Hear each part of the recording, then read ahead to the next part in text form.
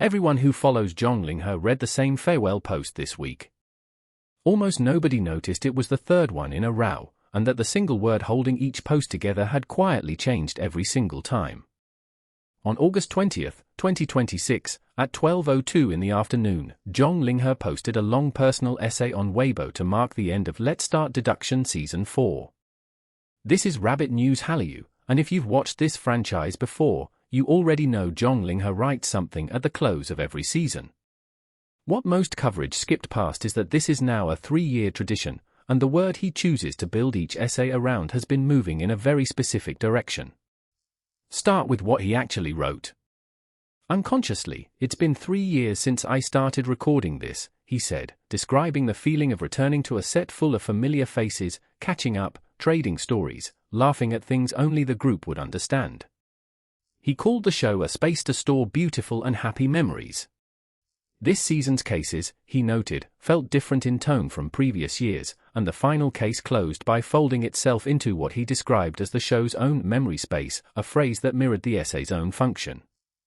The post ended with a line wishing everyone who watched the show happiness, fulfillment, and luck, a callback to a phrase about wealth and prosperity he'd used earlier in the same post. Here's the detail worth sitting with.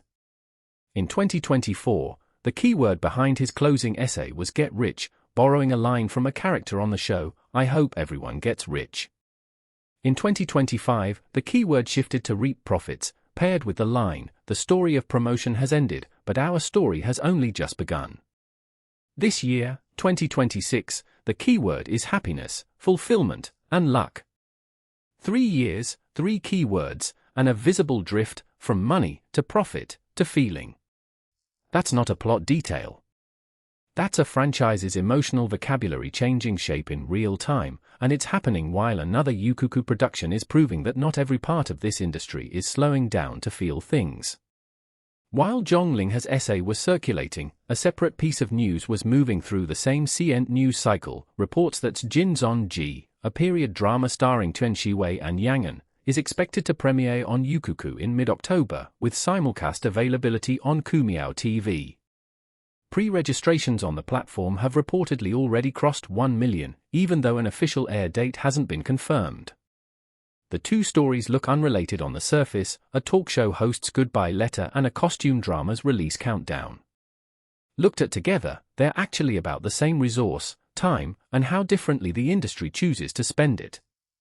Jin Chai is produced by Yukuku and reportedly co-produced by Demai Entertainment, directed by Yanglong and written by Ju Mo, adapted from a novel of the same name published on Jinjiang Literature City. The premise gives Tian Xiwei a dual role. She plays both a Cho, the show's true heiress, who was raised outside the family in modest circumstances, and Jun Dai, a wealthy young woman posing as that same heiress. The drama is built around the tension of one actress essentially competing against herself, 2 women, 1 identity, and a slow-burn arranged marriage that develops into something else. Yang plays Lu Zhua, heir to a duke's household, who is written as waking from a war-related coma through the very marriage arranged for fortune's sake. According to the reported plot, the 2 leads move through a period of mutual suspicion before feelings develop, a structure the source material frames around inheritance disputes, a mystery of origins, and court politics.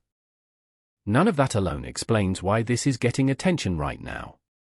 The number that's actually driving conversation is smaller and more specific. Filming wrapped on April 4, 2026, and the drama is reportedly set to air roughly 6 months later.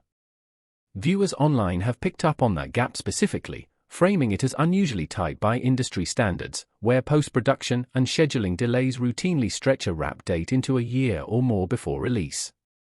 A 6-month turnaround, especially for a costume drama with palace settings and dual-role effects work, reads as a deliberate choice to keep the 1 million-plus pre-registration number from cooling off. That's the part where the 2 stories start talking to each other. Zhang Linghe's essay wasn't written to sell anything. It's not attached to a premiere date, a pre-order count, or a platform push. Its only job is to close a loop with an audience that has now followed him through 3 consecutive seasons of the same franchise, long enough for him to track, in his own writing, how the tone of that relationship has shifted from "let's get rich together" to something closer to gratitude. That's a slower kind of currency. It compounds through repetition, the same host, the same essay ritual, the same handful of familiar faces the audience has learned to recognize year over year. XieZheng is spending time differently. It doesn't have 3 years to build a relationship with its audience one essay at a time. It has a 6-month window between wrap and premiere to convert a viral pre-registration number into an actual audience before attention moves elsewhere. Reports suggest brand interest around the release is already building, with the overall commercial outlook described as positive, though nothing has been officially confirmed. Whether that interest converts once the drama actually airs is a separate question the current numbers can't answer yet. What the pre-order figure does establish is that curiosity, at least, arrived early, which is exactly what a tight turnaround is designed to protect. Behind the scenes of Let's Start Deduction, crew members offered a detail that fits the same theme without ever mentioning it directly. According to comments from the production side, Zhang Linghe voluntarily adjusted his own travel plans multiple times during filming, at points choosing longer routes to make sure he arrived on schedule. On one occasion, heavy rain in Changsha led him to swap a flight for a high-speed train. On another, after a flight was forced into an emergency landing, he reportedly drove 5 hours to reach the set. Staff quoted in the report described him as someone who shows up early enough to ask, before anything else, "Is everyone here yet?" and who quietly arranged small gifts, including toy cat and dog models, to hand out at the finale. None of that appears in the essay itself. It's the kind of detail that only becomes visible when the people working behind a show choose to share it. Fan response to the essay reinforces that reading. Comments under the post lean toward gratitude for 3 years of continuity rather than excitement about anything new, with many viewers openly hoping for a 5th season rather than reacting to a twist or a reveal. That's a different kind of engagement than the spiker countdown or a pre-order number produces. A pre-order count measures how many people want to see something for the first time. 3 years of returning comments measure something closer to habit, an audience that has decided, season after season, that it already knows what it's getting and keeps showing up anyway. Neither number is more valuable than the other. They just come from different stages of a relationship between a show and the people watching it, and mixing them up is usually where marketing strategy goes wrong, treating loyalty like it needs the same urgency as a launch, or treating a launch like it can coast on goodwill it hasn't earned yet.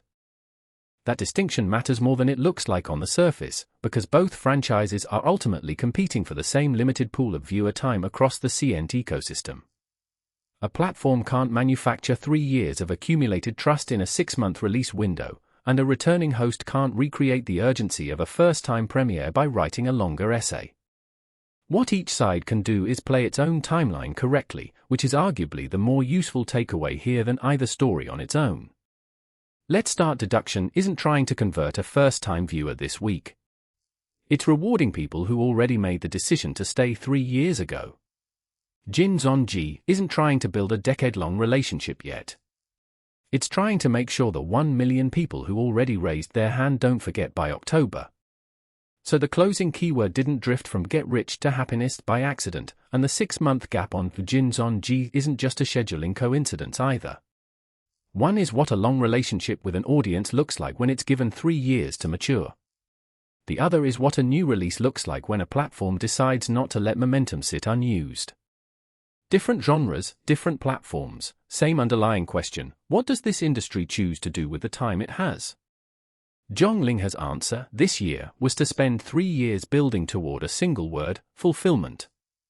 Yukuku's answer, with XieZheng, was to compress 6 months into a countdown loud enough to cross 1 million pre-orders before a single episode airs. Neither approach is bigger news on its own. Together, they're a fairly precise snapshot of how CNT handles the 2 resources it actually competes for: an audience's patience and an audience's attention, and why the shows that manage to keep both rarely do it the same way twice. If you like entertainment stories that go beyond the headline, the kind that look for the quiet signals most coverage misses, Rabbit News Hallyu was built for exactly that. Subscribe if you want analysis, not just updates.